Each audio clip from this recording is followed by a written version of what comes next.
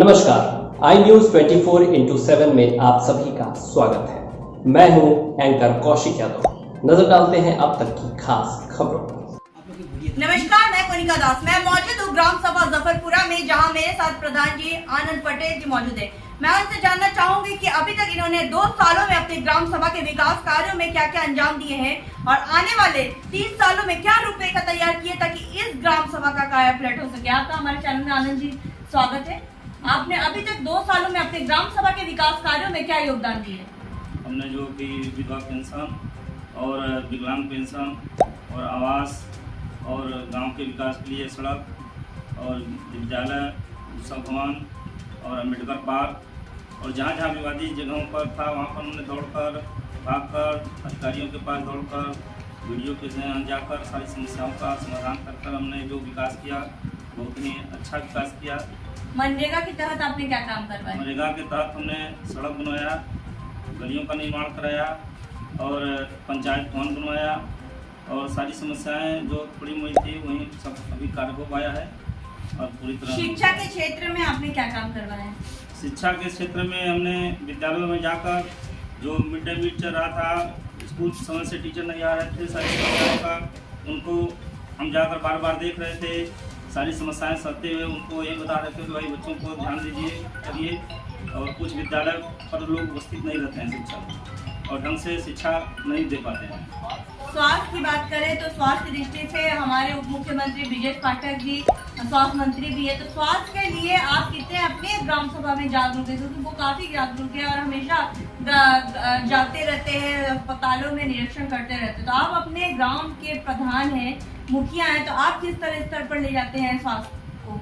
हम मैम अपने यहाँ गांव के लोगों को कोई दिक्कतें आते हैं, कोई एम्बुलेंस के द्वारा नज़दीक में हमारे यहाँ स्वास्थ्य केंद्र यहाँ से 9 किलोमीटर पर जमालपुर ब्लॉक के पास है, जो कि हम लोग जाते आते हैं, वहाँ पर ले जाकर उनको दिखाते हैं, एडमिट कराते हैं। लेकिन हमारे यहाँ भी इतने घने आबादी के चलते हमारे यहाँ भी एक छोटी सी स्वास्थ्य केंद्र की बहुत ही जरूरत, बहुत ही आवश्यकता है जी, जिससे कि हमारे गाँव का सुचारू रूप से रोकथाम किया जा सके।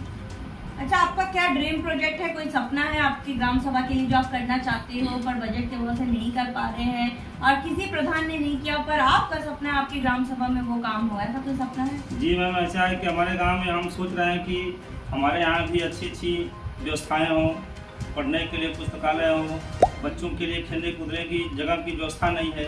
हमारे यहाँ ज़मीन की बहुत ही उपलब्धता सही से नहीं है। हमारे ग्राम सभा में जो भी ज़मीनें थी वो पटेल के अथवा नाम कर दी गई है और जहाँ पर लोगों का जो घना आबादी है, लोग जैसे अथवा में पड़े हुए हैं, जो दबंग लोग हैं, कब्जा किए हुए हैं और ज़मीन की बहुत ही दिक्कतें आ रही हैं, जिससे कि हमारे गांव में हम सोच रहे हैं कि बहुत ही हमारा गांव कुछ विकास के रूप पर चले, जिससे कि गांव में बहुत अच्छा विकास हो, खेलने कूदने के लिए मैदान हो, वहाँ पर बहुत अच्छी अच्छी व्यवस्थाएँ हों। और हमारे यहाँ जो हमने अभी अथवा किया था, बनवाया था वो, हाँ नहीं ये अमृत सरोवर, उसमें भी कब्जा किया गया है और 2 लोगों के विवाद में वो 20 साल से वो न कि वो अथवा विभाग से, मछली पालन विभाग से वो मत्स्य पालन हो पा रहा है, न कि उसकी व्यवस्था की जा रही है, न कि उसमें साफ सफाई हो रही है और गंदगी फैला हुआ है, जिससे कि लोगों की जान को खतरा बना हुआ है, बीमारियों का उत्पीड़न हो रहा है, बीमारी भी फैल सकती है। इसलिए हम सोच रहे हैं कि उसको अतिशीघ्र उसको मतलब कि अथवा किया जाए, उसे मुक्त कराया जाए। आपके ग्राम सभा में जब सर्वे हुआ, सर्वे के अकॉर्डिंग जनता हमसे मुखातिब हुई है, लोगों का कहना था कुछ लोग आपके काम से संतुष्ट है लेकिन कुछ लोग असंतुष्ट भी है। जल नल की विवाद और सड़क की विवाद और यहाँ तक कि कोटेदार की भी शिकायत मिली है। इस बारे में आप क्या कहना चाहते हैं और अपने नाखुश जन से भी ग्रामवासी से क्या कहना चाहेंगे?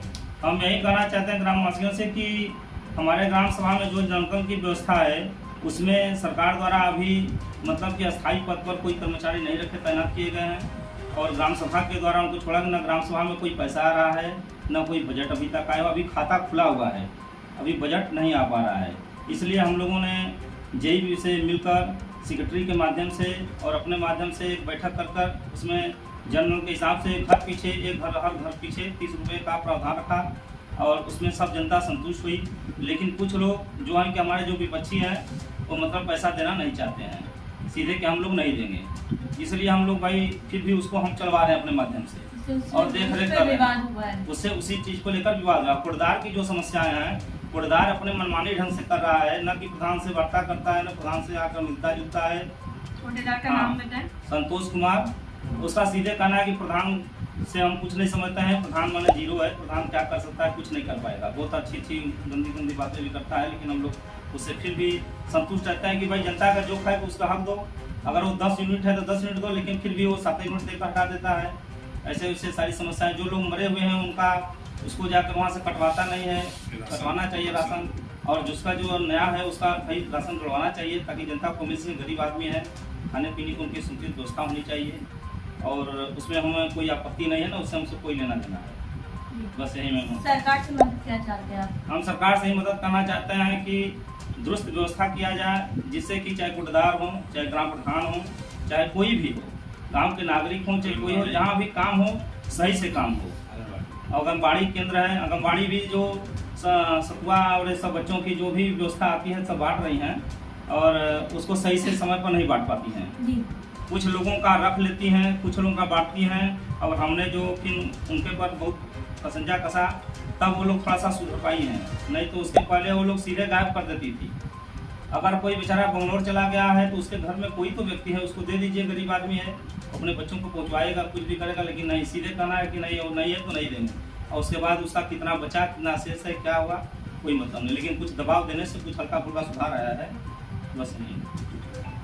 तो हमारे साथ प्रधान जी मौजूद है, जिनका साफ तौर पे कहना है कि सभा के विकास के लिए तत्पर प्रयास किए ताकि सभी लोग खुश रहे और आने वाले 3 सालों में जैसे जैसे बजट आएगा अपने ग्राम सभा के विकास के लिए वैसे ही अथक प्रयास करेंगे ताकि इस ग्राम सभा को नंबर 1 ग्राम सभा बनाया जाए। जैसा कि हमने पिछले दिनों मैं ग्राम सभा में गई थी, ग्राम सर्वे हुआ था, सर्वे के अकॉर्डिंग बहुत सारे जनता हमसे मिले थे, जिसमें कुछ लोग खुश थे, कुछ लोग नाखुश थे, जिनका कहना था कि विवाद बहुत होता है, जल नल की व्यवस्था अव्यवस्थित है, सड़कें अव्यवस्थित है, बहुत सारी चीजें अव्यवस्थित है। लेकिन हमने भी उनसे वादा किया था कि गांव की कहानी प्रधान की जुबानी हम आप तक ले आएंगे और प्रधान की समस्याओं से आपसे रूबरू कराएंगे ताकि उनको भी मौका दिया जाए। इनके पास भी अभी 3 साल है, आने वाले 3 सालों में ये जरूर सभी व्यवस्था जरूर करेंगे, अपने ग्रामवासी को खुश जरूर करेंगे। और हमें उम्मीद है प्रधान जी कि आप सिर्फ जन समस्याओं से सिर्फ रूबरू ही नहीं होंगे, उनका सिर्फ निवारण भी करेंगे, उनसे उनके साथ मिलेंगे भी, ग्रामवासियों के बीच में भी जाएंगे और सभी से निष्पक्ष व्यवहार करेंगे।